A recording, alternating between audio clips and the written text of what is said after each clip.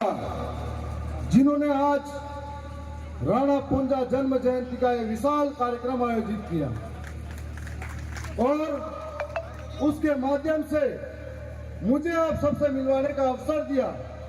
मैं आज खुद को गौरवान्वित और गर्वित महसूस कर रहा हूं कि मैं आज मेरी विधानसभा की जनता की और वहां के कार्यकर्ताओं की मेहनत की वजह से आपके बीच में आकर खड़ा हूं। आज जो हम राणा पुंजा की जन्म जयंती पर एकत्रित हुए हैं, ये हमारे पुरखे हैं जिनके बलिदान शौर्य पराक्रम से हम सब वाकिफ हैं। मेवाड़ का इतिहास यदि महान है और मेवाड़ के अंदर पूरे भारत के अंदर यदि कोई राजा ऐसा था जिसने मुगलों की अधीनता स्वीकार नहीं की थी तो मेवाड़ के महाराणा प्रताप जी थे।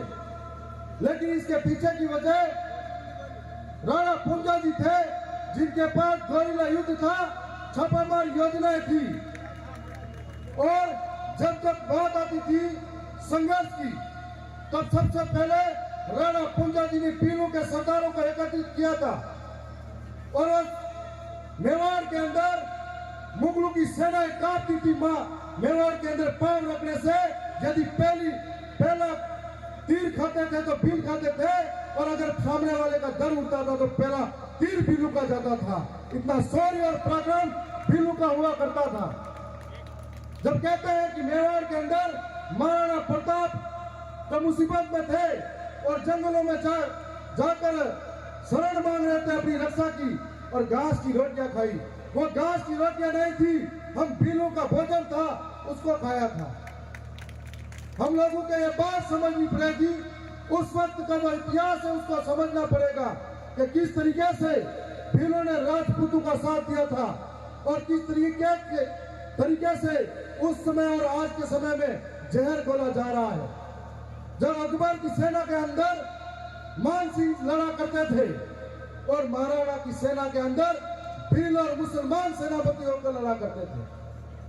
आज इतने गौरवशाली इतिहास के अंदर हम लोग किस तरीके से संगठित थे और इन बातों को समझकर आगे बढ़ना पड़ेगा। मैं इस इलाके के अंदर इस कार्यक्रम के अंदर आया, उससे पहले बहुत सारी चीजों से परिचित होने का सौभाग्य मुझे मिला। मैंने जो हमारे इलाके के अंदर आजादी के 75 वर्ष बाद भी आज इसको समस्याएं भील समाज आदिवासी समाज देख रहा है। आजादी के 75 वर्षों बाद भी हमारे लिए चाहे पहले की बात हो या बाद की बात हो, विकास के मुख्य धारा में जुड़ने के लिए आज भी आदिवासी बहुत पिछड़ा हुआ है। और ऐसे वक्त में कई सरकारें आई, कई सरकारें गई, लेकिन हमारे वोट बैंक का इस्तेमाल किया। हमारे लोगों के साथ में धीरे धीरे हमारे आदिवासियों को मुख्य धारा से हाशिए की ओर धकेलते गए।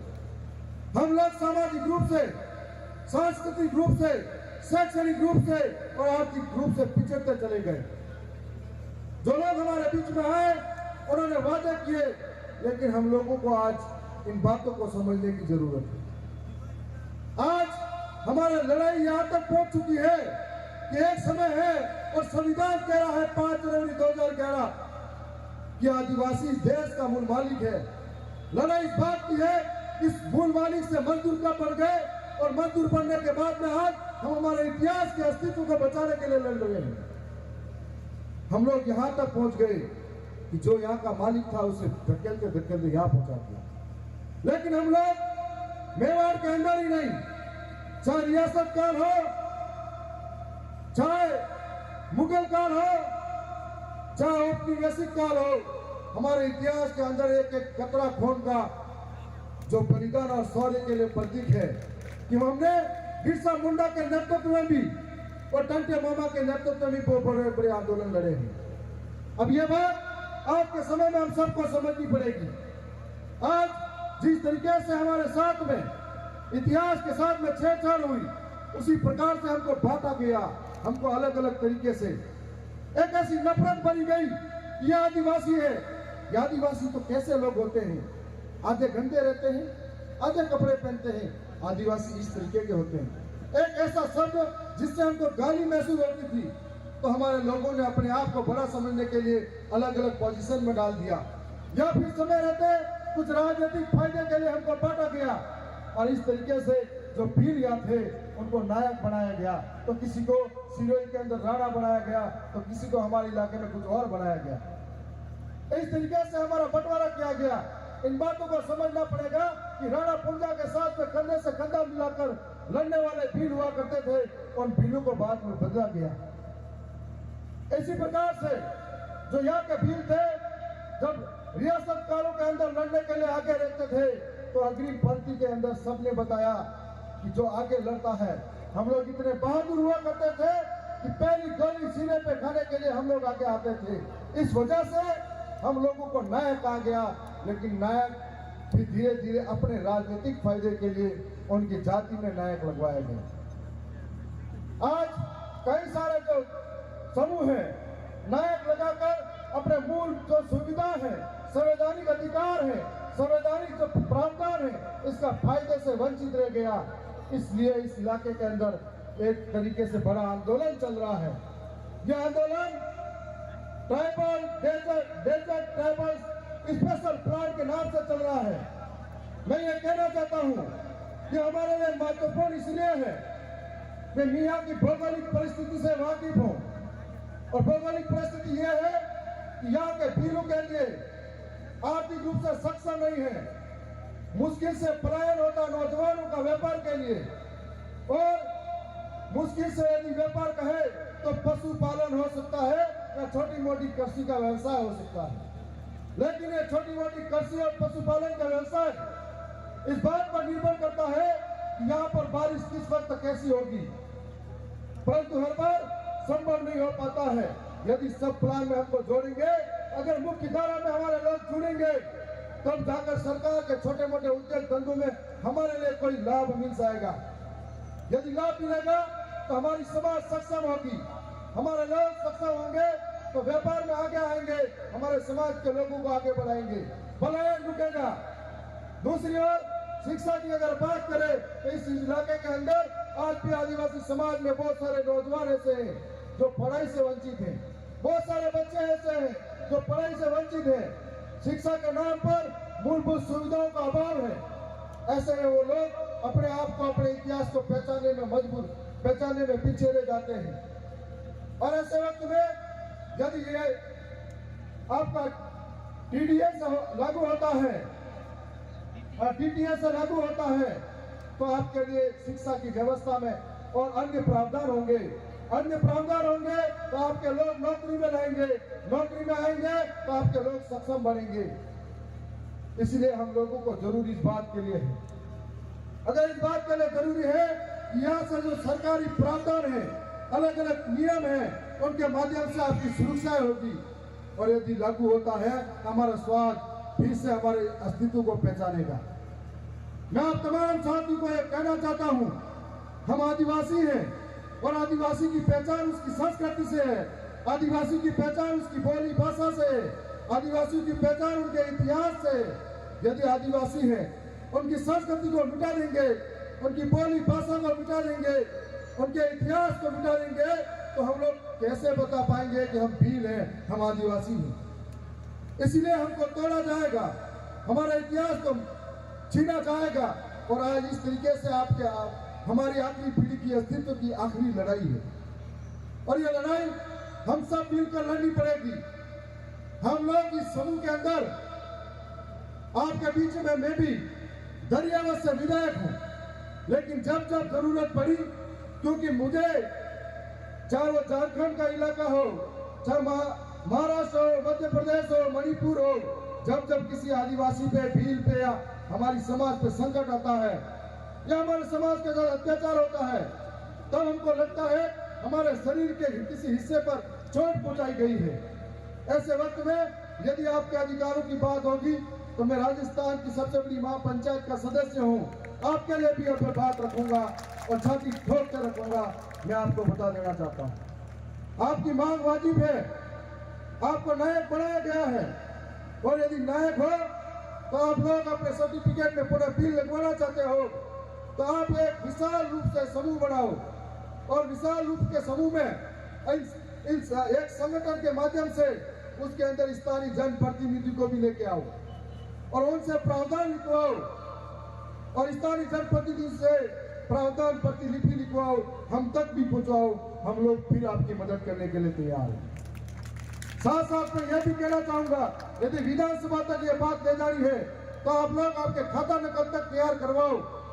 आप लोग आपके विवाह शादी मांडू के अंदर भील और नायक आपस में शादी करते हो, वो पत्रिका भी कलेक्शन करो ताकि ये सबूत हम लोग बता पाए हम लोग एक है, हमको बांटा गया है और जो आज आदिवासी है वो भील है, वो नायक बनाकर उसको अधिकारों से वंचित किया गया है, वो पुनः मुख्य धारा में आए और अपने अधिकारों को ले पाए। इसके लिए हम सबको मिलकर प्रयास करवाना पड़ेगा। साथ साथ में आपका डेजर्ट ट्राइबल स्पेशल प्लान है, उसके लिए जिस तरीके से दक्षिणी राजस्थान के आदिवासियों के साथ में उनको मुख्य धारा में लाने के लिए, उनके उत्थान के लिए जो ट्राइबल जो टीएसपी घोषित किया गया है, इसी तरीके से इस इलाके को अगर घोषित करते हैं, यहाँ के नौजवान आर्थिक रूप से, सामाजिक रूप से और शैक्षणिक रूप से भी मजबूत होंगे। तब जरूरत है इस मांग को और तेज करने की, और जो मांग है अंधी, बहरी और गूंगी सरकार, उनके कान के पर्दे खोलने के लिए आपको और भी मजबूती से आगे आना होगा। और ऐसे वक्त में जो मैंने कभी अक्सर देखा करता हूं इस इलाके के अंदर, बुरा लगे तो माफ करना, लेकिन बहुत सारे नेता आएंगे जाएंगे, आपके बीच में फोटो खिंचाएंगे, सेल्फी लेके वापस निकल जाएंगे।